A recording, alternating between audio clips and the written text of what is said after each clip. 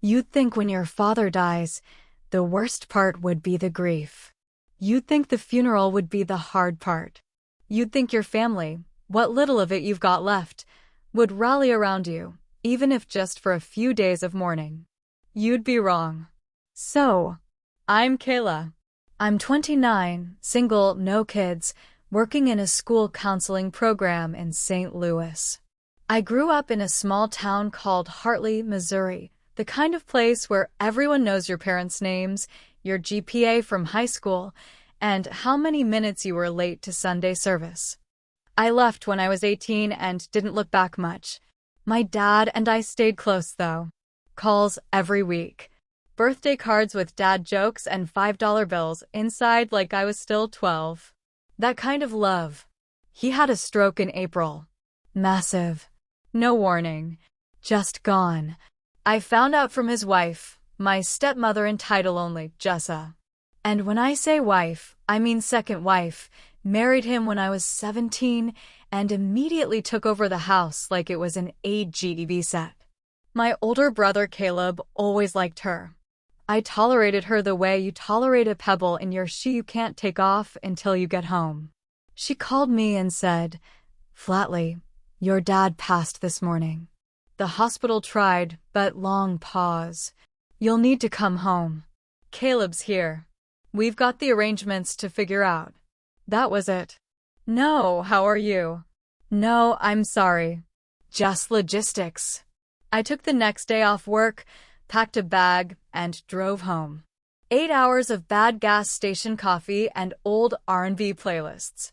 I pulled up to the house, my childhood home, and it looked smaller. Not in the poetic way. I mean physically smaller. New paint. Some Pinterest-ass porch chairs. A wreath that said, "Bless this mess." I felt like I was entering a stranger's Airbnb. Caleb answered the door. My brother, the golden boy. 2 years older. Football in high school, then HVAC certification.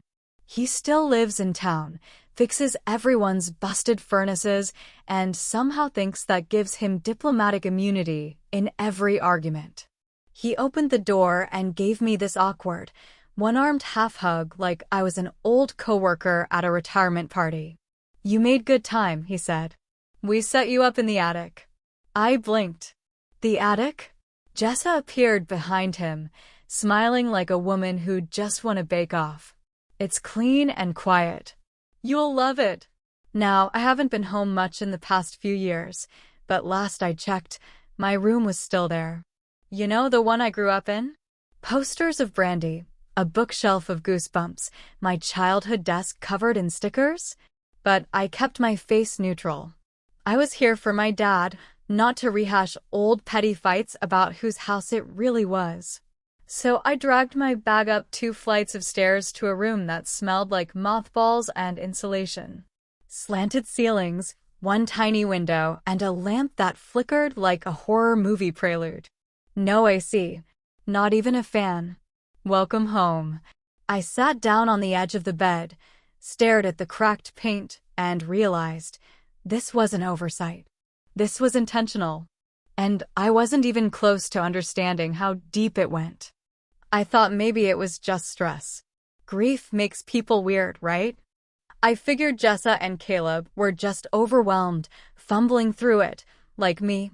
Maybe that attic was the only space left.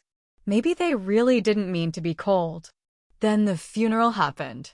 We buried my father on a Thursday because Saturdays are expensive, according to Caleb, who said it like he was talking about a new water heater, not a man who raised us. I offered to cover the cost difference, and he shrugged it off. No point. Who's even gonna come? Spoiler alert, a lot of people came. The man taught at the local community college for 20 years. He fixed neighbors' cars for free. He took in stray dogs. Everyone loved my dad.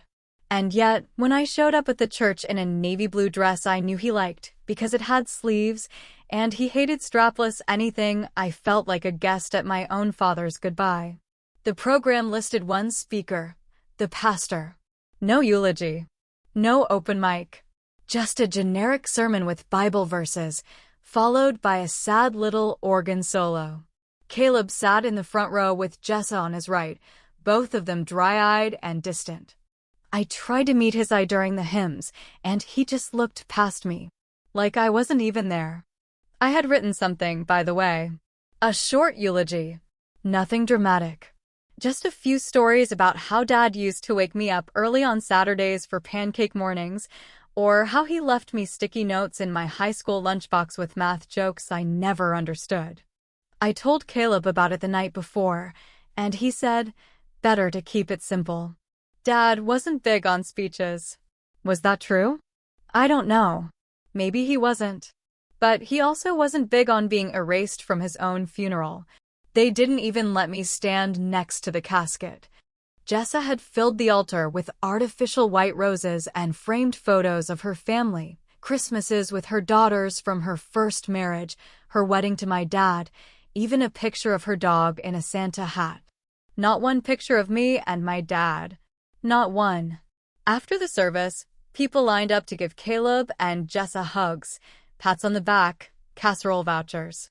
I stood off to the side like a family friend they weren't sure how to introduce. A few folks recognized me. Mrs. Templeton from the library hugged me and said, "Oh, sweetheart. I didn't know you were back in town." I said, "I helped plan the funeral," and she blinked at me like I'd told her I was a florist. That night, I sat on the edge of the attic bed and stared at my phone for 20 minutes before texting Caleb. Hey, why didn't we mention the eulogy? Caleb, didn't feel like the right vibe. I didn't reply. Because what do you say to that? What vibe is right for burying your father? And why did it feel like they were already burying me too? The day after the funeral, the casserole brigade arrived like clockwork. 3 Pyrex dishes by noon. Jessa fluttered around in a cardigan that matched her napkin rings, thanking everyone like she was hosting a brunch instead of mourning a husband. Caleb barely spoke. He just nodded, occasionally muttering "appreciate it," like his grief had a quota to fill. I, apparently, was the ghost. Present but invisible. Nobody asked me how I was holding up.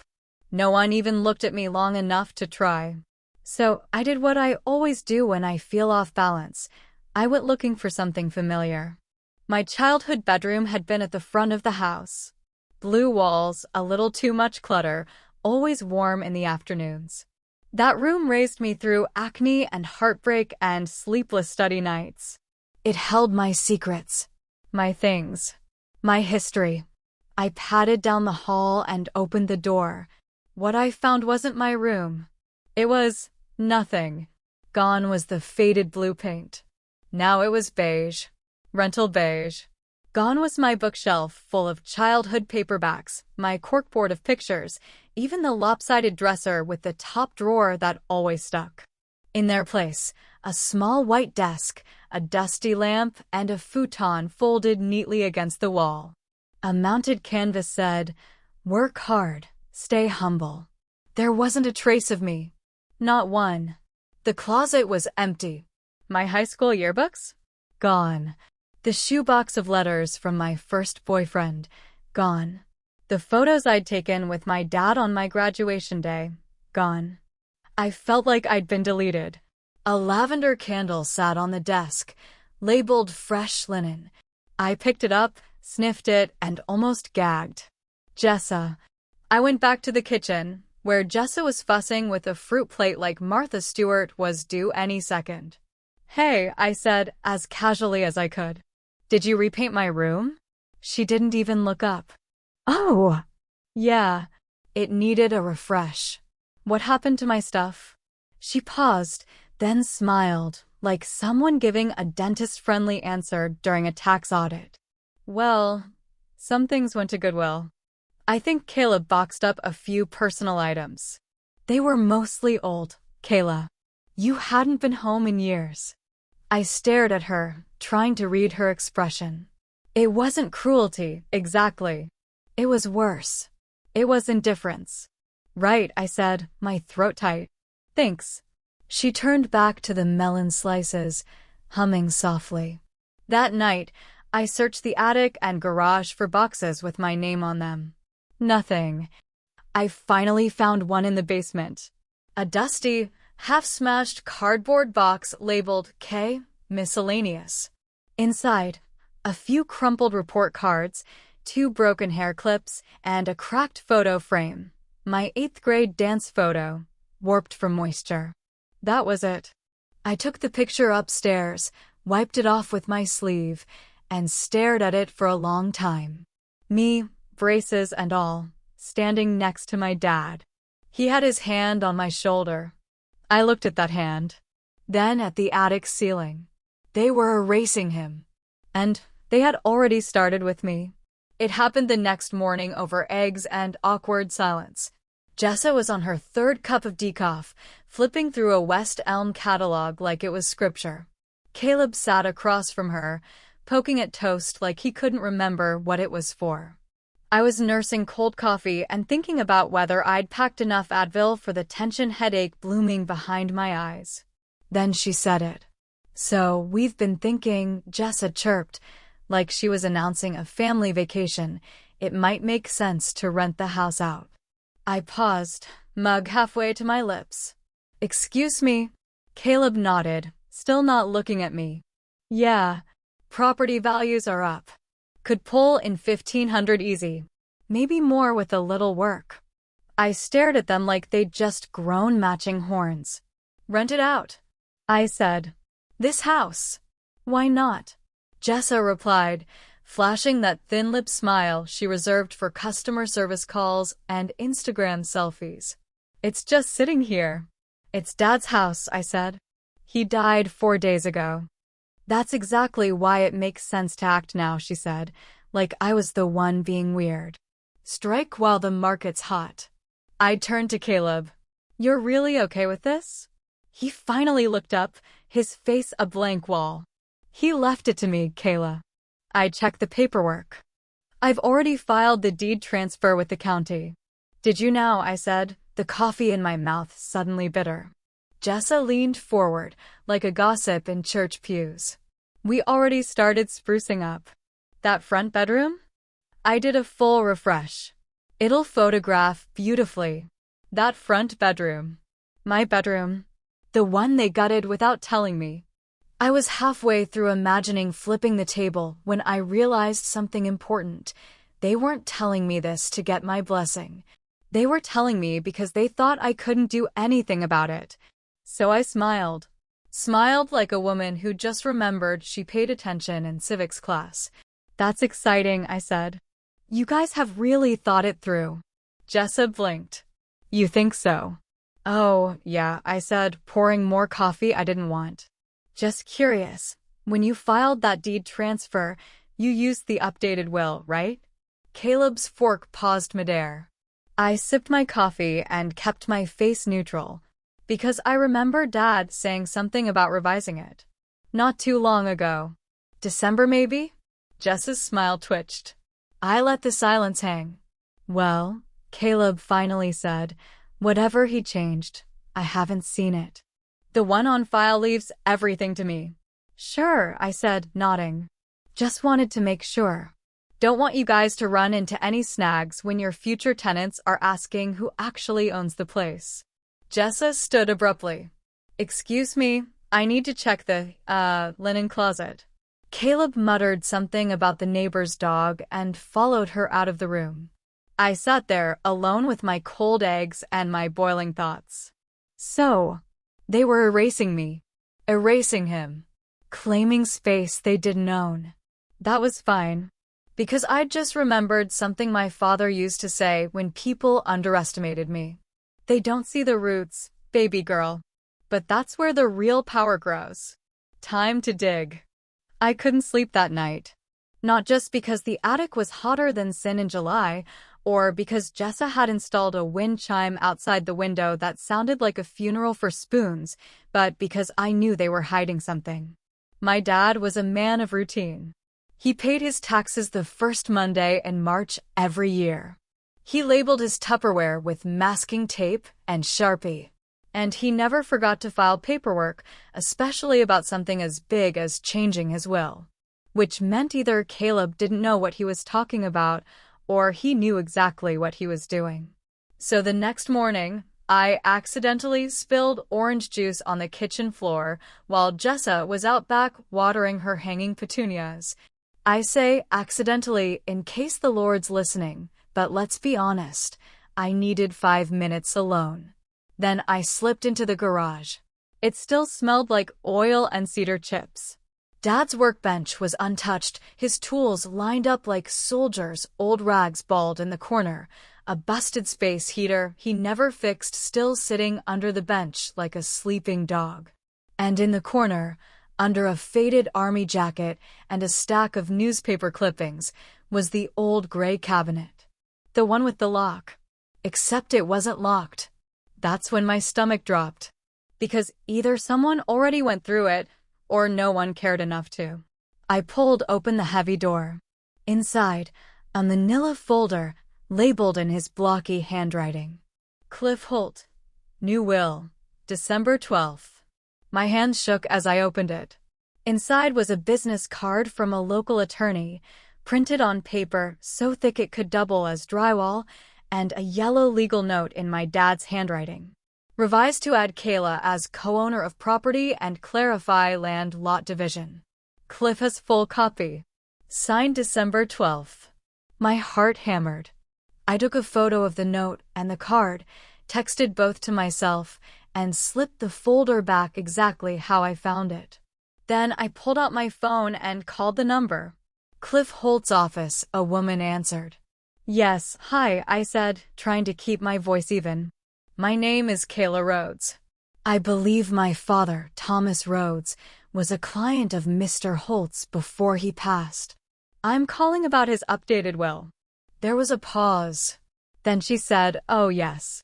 Mr. Holt mentioned we'd likely hear from you. You know what I didn't hear? Caleb's name. 20 minutes later, I was in Cliff's office, staring at a legal copy of the revised will.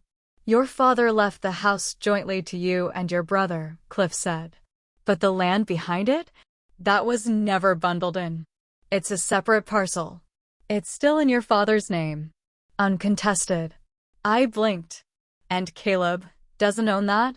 Not unless he files for transfer. And he hasn't. I sat back in the leather chair, staring at the floor.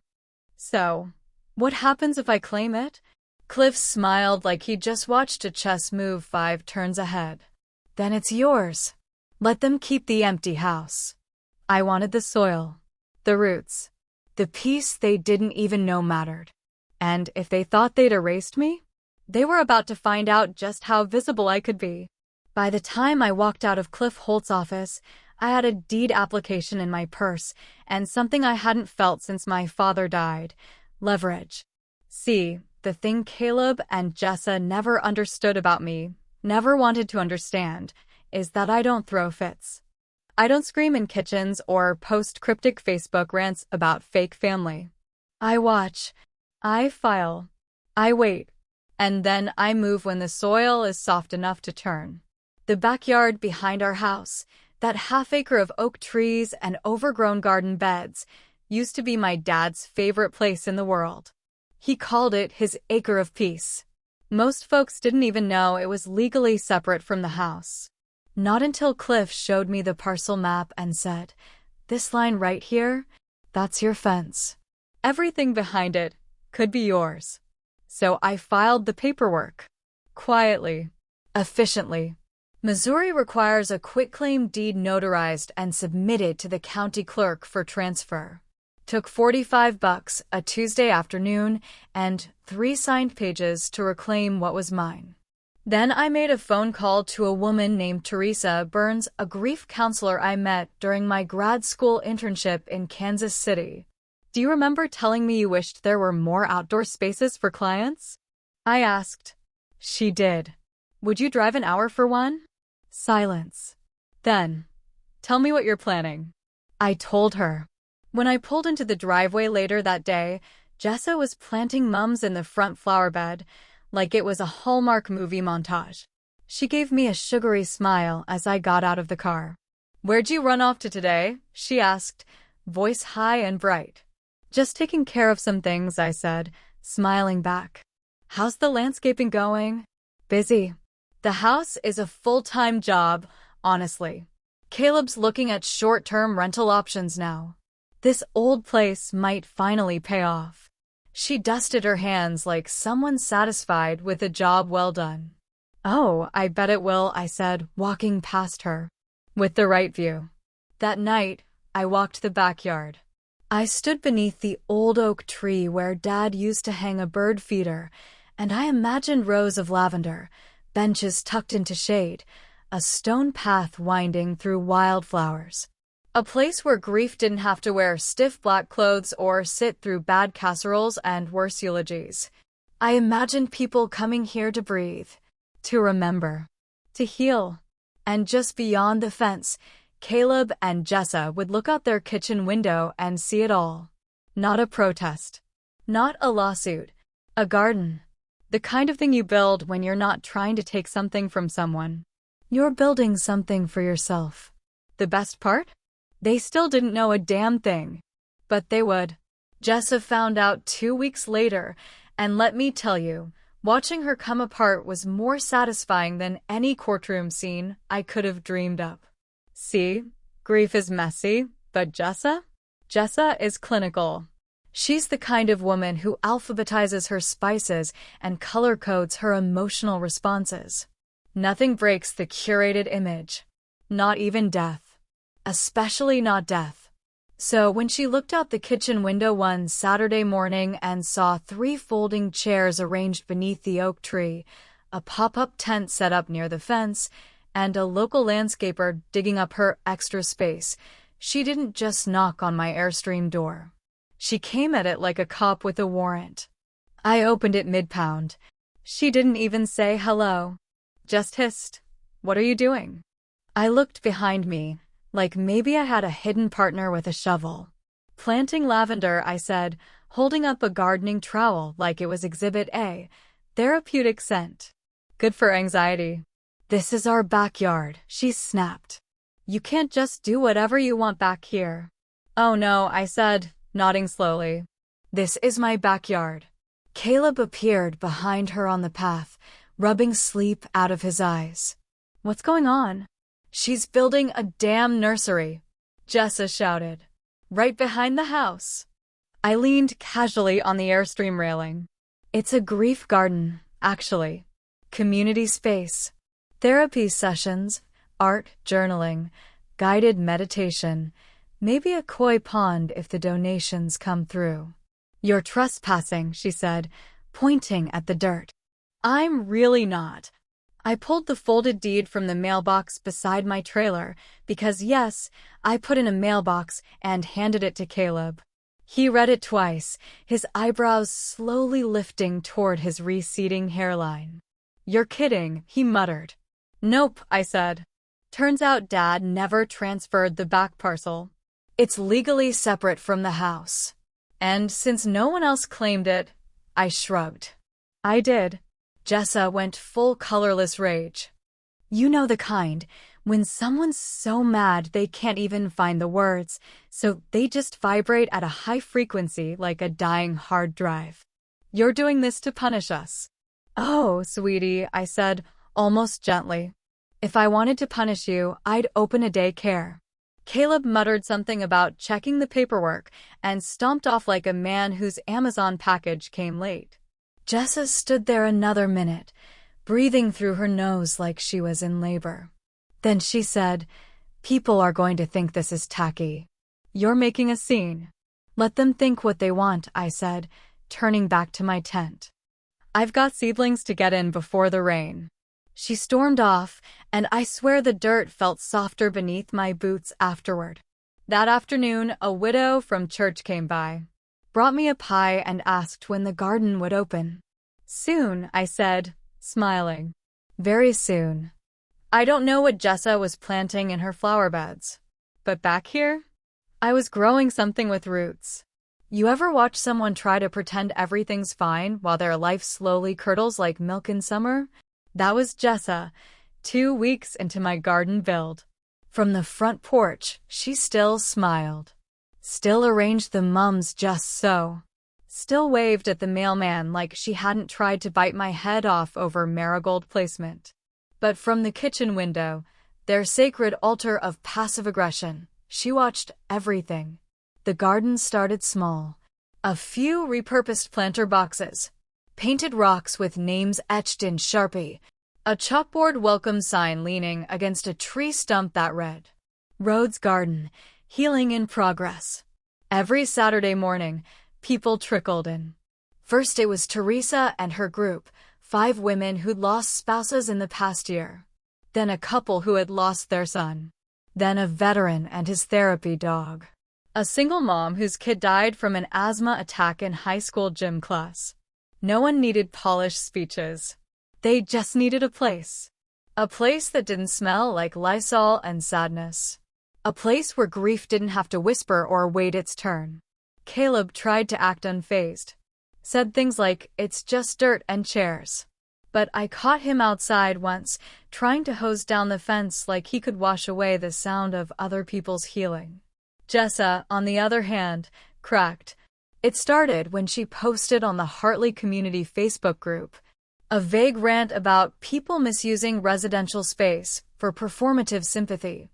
I replied politely, I might add, with the county zoning link, the deed, and a screenshot of my official nonprofit status application. Missouri lets you register as a 501c3 for under $50 if you do the paperwork yourself. God bless red tape. The post vanished an hour later. No apology. No comments. Just disappeared like my old bedroom. Next, they called a neighborhood meeting. Jessa pushed for a visibility barrier, a tall hedge, or privacy fence between my garden and their backyard. Claimed it was about property values. Caleb seconded it with all the enthusiasm of a man who hadn't read the HOA bylaws in 10 years. The HOA chair, Mrs. Clutch, a woman built like a church pew and just as immovable, sipped her iced tea and said, Kayla owns that land. And frankly, what she's doing is beautiful. If anything, it's improving the property values. Jessa didn't speak for the rest of the meeting. The following Sunday, I caught her peeking through the blinds while 3 kids painted memory stones in the corner near the hydrangeas. She looked pale. Not angry this time. Just small. That's the thing about building something instead of burning it down. The people who tried to erase you? They can't stop watching. And they sure as hell can't pretend they didn't see what you became. On the second Saturday of May, 2 months to the day since my father's funeral, we held our first full community grief circle in the garden. We called it Memory in Bloom. The flyers were simple. Black and white, tear-off tabs at the bottom. I pinned them on the corkboards at the library, the church, even the Dollar General. No flashy marketing, no melodrama. Just an open invitation. Come to remember. Come to speak. Or come to sit in the silence of people who understand. That morning, I laid out folding chairs in a wide circle under the oak tree. The hydrangeas were blooming, the soil rich and dark. A little breeze rustled the leaves, and it smelled like spring and basil and maybe hope. At exactly 9:58, the first car pulled into the gravel lot I'd built along the back edge of the property. By 10:10, we had 19 people in the circle. 19 people grieving someone. A husband. A child. A mother. A sibling. A best friend. And every single one of them sat 20 feet from the back windows of Caleb and Jess's house. I saw Caleb peek through the curtains. Once. Then again. Then not at all. We began with a poem. Then a silence. Then people began to speak. I never got to say goodbye. She didn't recognize me at the end. I still can't throw out his toothbrush. There were no therapists that day. Just people. Sitting with what they carried. Breathing through it. And then Teresa, the counselor who had helped me kickstart the idea, nodded toward me. Kayla, she said gently, would you like to share something about your dad? I hadn't planned to. I hadn't written anything, But I looked down at my hands, dirt under the nails, calluses forming from shovel work, and I thought, this is the eulogy he deserved. I stood. He used to call this place his acre of peace, I said, voice steady despite the knot in my throat. He said things made sense out here in the dirt. That grief's like a root system. You don't see most of it, but it holds everything up.